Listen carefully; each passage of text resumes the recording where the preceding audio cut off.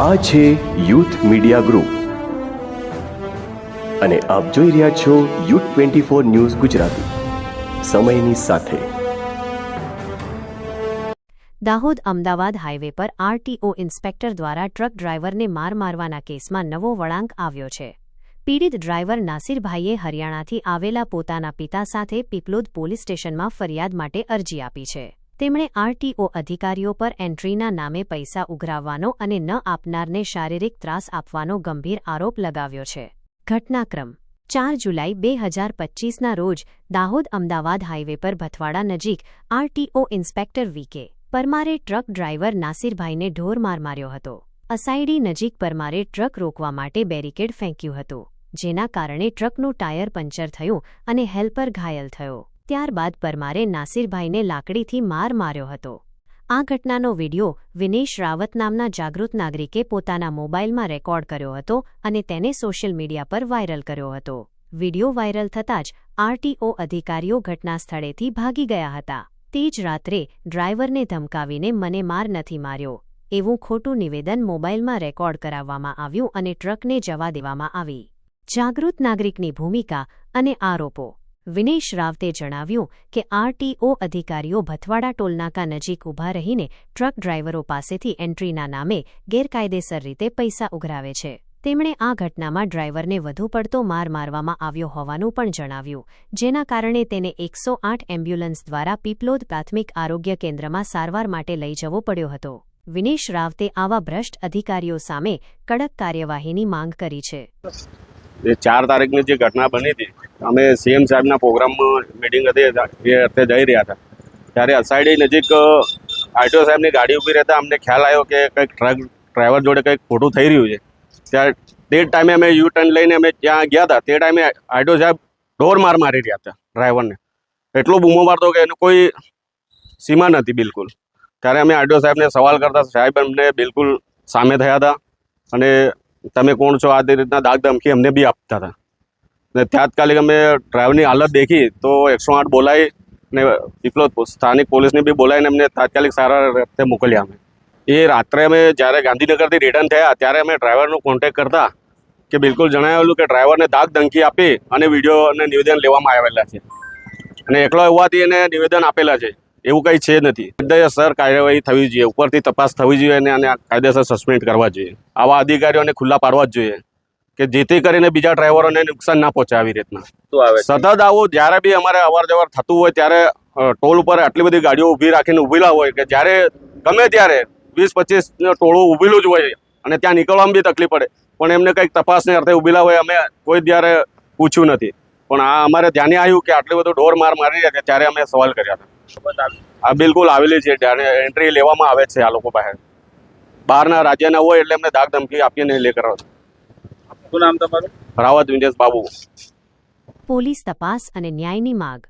8 જુલાઈના રોજ નાસિરભાઈ પોતાના પિતા અને પરિવારજનો સાથે હરિયાણાથી પીપલોદ પોલીસ સ્ટેશન પહોંચ્યા હતા અને આરટીઓ ઇન્સ્પેક્ટર વી.કે. પરમાર વિરુદ્ધ ફરિયાદ નોંધાવવા અરજી આપી હતી. પીપલોદ પોલીસે ડ્રાઈવરની અરજીના આધારે તપાસ શરૂ કરી છે. જો કે આ મામલે એફઆઈઆર દાખલ થશે કે કેમ અને પીડિત ડ્રાઈવરને ન્યાય મળશે કે કેમ તે હજુ અસ્પષ્ટ છે. ડ્રાઈવરે આરોપ લગાવ્યો છે કે દાહોદ આરટીઓ કચેરીના અધિકારીઓ નિયમિતપણે ટ્રક ડ્રાઈવરો પાસેથી હપ્તા ઉઘરાવે છે અને ન આપનારને શારીરિક ત્રાસ આપે છે. बम्बई से आ रहा था, अपने दिल्ली के लिए जा रहा था. मैं टोल नाका क्रॉस कर रहा था, आरटीओ साहब खड़ा था उधर तो रुकवा नहीं है. आरटीओ साहब लेता है, एंट्री लेता है 1000 रुपये 2000 रुपये. मैं उधर से निकल आया था, आरटीओ साहब नहीं रुकवाया था. आगे आरटीओ साहब आया तो उसने बैरिकेड फेंकने से मेरे गाड़ी का टायर फट गया था.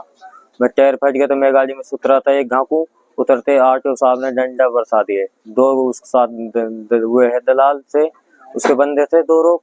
तीनों ने मेरे पे घूसा लात से डंडा से वारदात करी थी मेरे गले. उधर सरपंच साहब आ गया था, गांव का सरपंच साहब ने देखा था, उसने वीडियो बनाया.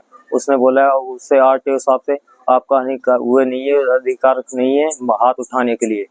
उधर से आरटीओ साहब भाग गए थे. उधर से आरटीओ साहब भाग गए तो फिर उधर सरपंच साहब ने फोन करा था अस्पताल के लिए, थाना के लिए. उधर से एम्बुलेंस आई थी, एम्बुलेंस मेरे लिए को अस्पताल ले गई थी. उधर मेरा इलाज हुआ था. इलाज होकर मैं उधर से अपने गाड़ी के पास आ गया था. मैंने टायर बलद गए, मैं अपना ढाबा के पास पहुंच गया था इधर से निकल के. उधर ढाबा से मैं अपना शाम को चला था 8-9 बजे सीख, मैंने अपना दाहोद पार करा था। दाहोद पार करते आरटीओ साहब ने मेरे सामने एक करेटा लगा दी थी। पहले करेटा लगा के आरटीओ साहब उतरा था, फिर आरटीओ के एक स्कॉर्पियो आई थी, एक बलोर आई थी। उधर जबरदस्ती मेरा बयान लिया गया था।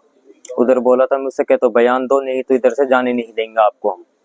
उधर मेरा जबरदस्ती बयान लिया गया, मेरा लिया था, मेरा हेल्पर का बयान लिया था। उधर मैं इधर आया था अपना मेवा से इधर चल के लिए गुजरात के दाहोद के लिए आया था। मैं इधर अपने न्याव के लिए आया था। मैंने इधर कंप्लेंट लगाई, कंप्लेंट करी थी। मैं अपना न्याव लेने आया था, मुझको न्याव मिलना चाहिए इधर। आपके क्या कार्रवाई होनी चाहिए आरटीओ पे? आरटीओ पे कार्रवाई ज्यादा होनी चाहिए जी। ये आरटीओ ऐसा नहीं करना चाहिए। सरकार के ऊपर हाथ उठाता है, एंट्री लेता है 2000 रुपये महीना। मेरा 3 चक्कर लगता है इधर आने जाने का, 1000 रुपये 2000 रुपये एंट्री लेता है इधर। कौन से सब ट्रक से लेते हैं, आपसे ही लेते हैं? नहीं, सब तरफ से लेते जाते हैं रुपया। नहीं देते हैं तो क्या करते हैं? नहीं देते तो मार पिटाई करते हैं आरटीओ साहब। આ ઘટનાએ આરટીઓ કચેરીની કામગીરી પર અનેક સવાલો ઊભા કર્યા છે।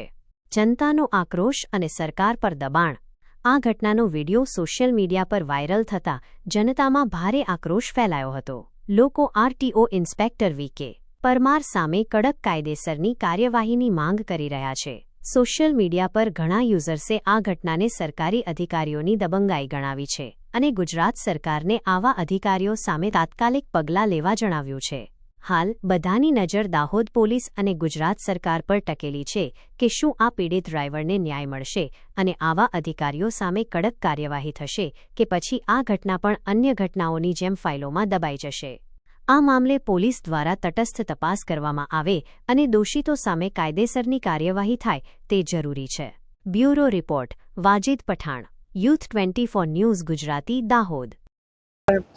सर हरियाणा से आए हैं हम।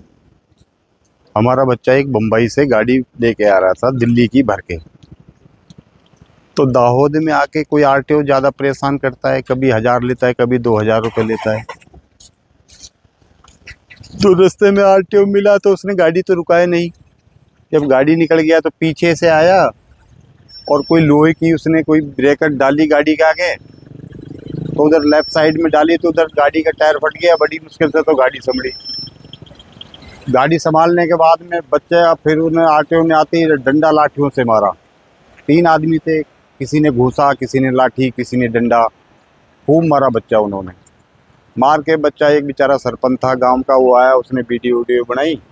वीडियो बना के तो जब आरटीओ को पता है तेरी वीडियो बन रही है तो भाग गया वहाँ से। भागने के बाद भी उसको सब्र नहीं मिला। फिर नाइट में बच्चा बेचारा हॉस्पिटल गया, पूरा दिन गया हॉस्पिटल में, थाने भी आया। उसके बाद में भी आरटीओ को सब्र नहीं। नाइट में 9 बजे फिर उसने 20-25 आदमियों के साथ में कम से कम 3 गाड़ियाँ लगाई, कम से कम भी, क्योंकि गुजरात जो बॉर्डर पड़ता है दाहोद, वहीं कहीं आजू बाजू उसने 3 गाड़ियों से बच्चे को फिर घेरा। फिर ज़बरदस्ती बच्चे पे बयान दिलाए कि बोलो कि मेरे साथ कोई मार पिटाई नहीं की। और जब कर रहा है, जब पूरे सोशल मीडिया में उसकी खबर भी उठ गई, सरपंच ने उसकी वीडियो भी बना के डाल दी। फिर उस पर ज़बरदस्ती दादागिरी से 15-20 आदमियों के दम पे उस पर बयान दिला रहा है कि कोई मार पिटाई नहीं हुई मेरे साथ। ऐसे बच्चे से बयान दिवाया आरटीओ ने, जब उसको छोड़ा।